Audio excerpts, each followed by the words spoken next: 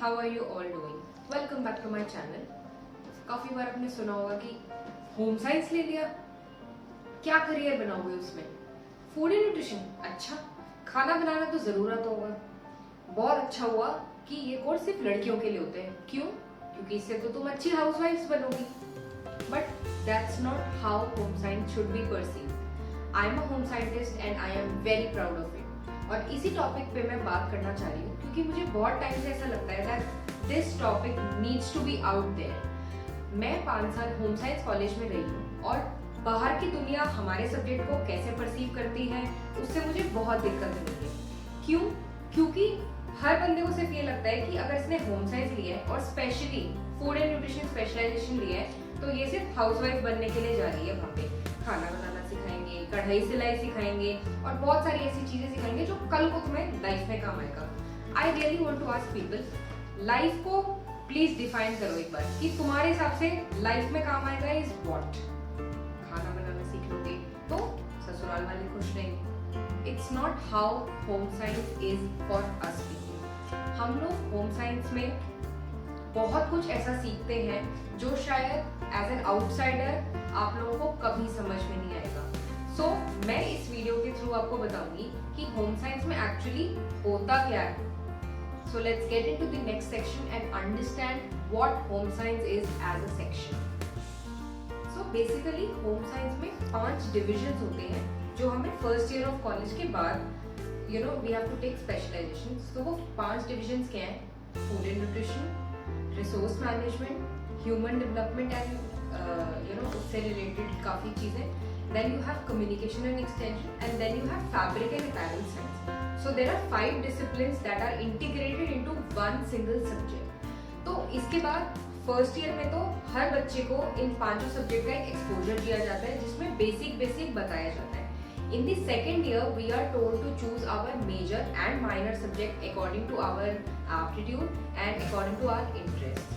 So उसमें मैंने क्या चूज करा था? उसमें मैंने फूड एंड न्यूट्रिशन चूज करा था as my major subject because I have always liked how your food and food habits can influence you as a person and how you look and how you feel from within. तो इसलिए मैंने ये specialisation लिया था and then I took resource management as my minor subject. So we learned a lot of things within those 3 years itself.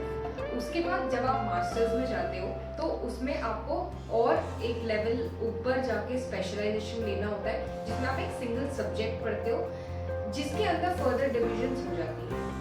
तो मैंने food and nutrition लिया था एज माय स्पेशलाइजेशन एंड उसके बाद when I came to second year of my masters then there was again a choice between 3 of the divisions that happen within food and nutrition, that is food science and processing, then you have public health nutrition and then you have therapeutic nutrition.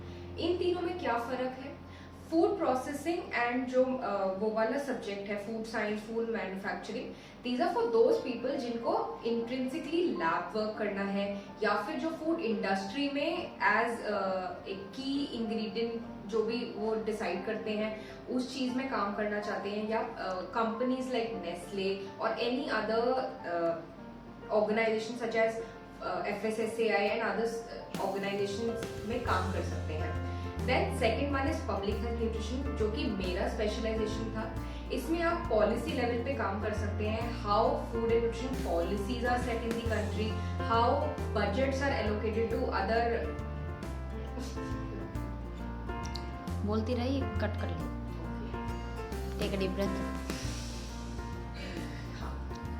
तो public health nutrition में हम लोग बहुत चीजें पढ़ते हैं, one of which is how food and nutrition policies are set at the national level and how they are actually implemented throughout the country. आपने कई प्रोग्राम्स के बारे में सुना होगा, mid day meal programme in schools, ICDS programme and then you have other nutrition supplementation programmes जो कि पूरे कंट्री में चलती हैं।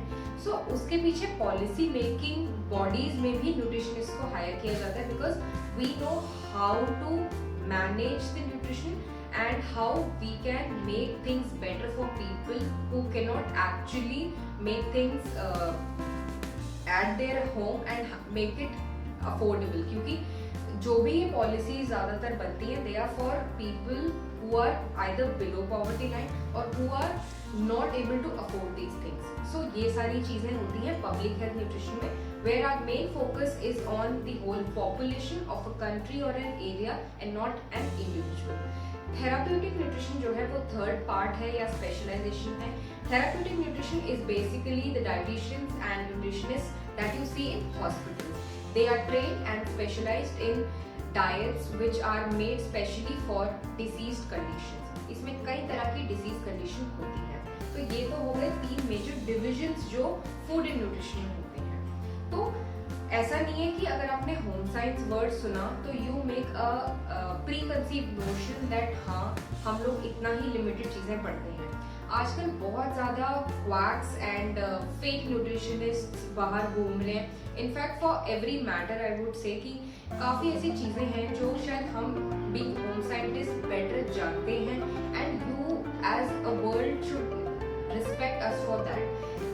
न्यूट्रिशन कोई भी पढ़ सकता है, there is a lot of stuff and in Google and everything, but जो हम लोग पढ़ते हैं that is very very different from what is out there. So it is very important to understand a subject and a specialisation before you जज it. तो ये एक home science is a package subject that anybody can take. कोई भी fresh graduate बंदा है या फिर 12th पास करा है, home science is a very very bright subject. Unfortunately in our country home science और फूड एंड न्यूट्रिशन जैसे सब्जेक्ट सिर्फ गर्ल्स कॉलेजेस में ही हैं और कॉलेजेस भी बहुत ज़्यादा लिमिटेड हैं। तो I would like to see how this thing can change and even guys can get into these subjects and make a career out of it. So I hope you all enjoyed this video. If you enjoyed this video, definitely like this video, subscribe to my channel for more such videos and share it with people so that they can understand what home science is. Until next time, bye.